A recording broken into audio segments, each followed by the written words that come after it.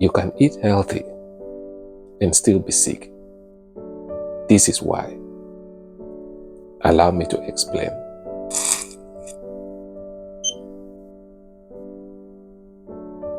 I changed my diet. I fasted. I even went plant-based. Yet my symptoms didn't fully disappear at first.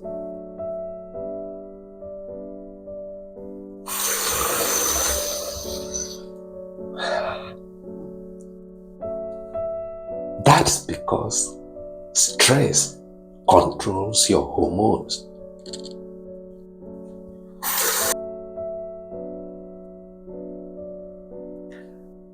When stress is high,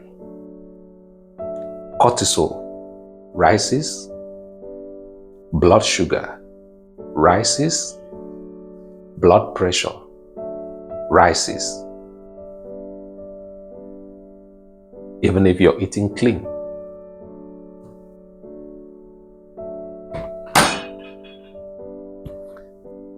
Your body cannot heal in survival mode. Healing starts when the nervous system feels safe.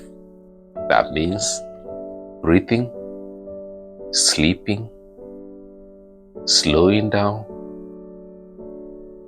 and sunlight.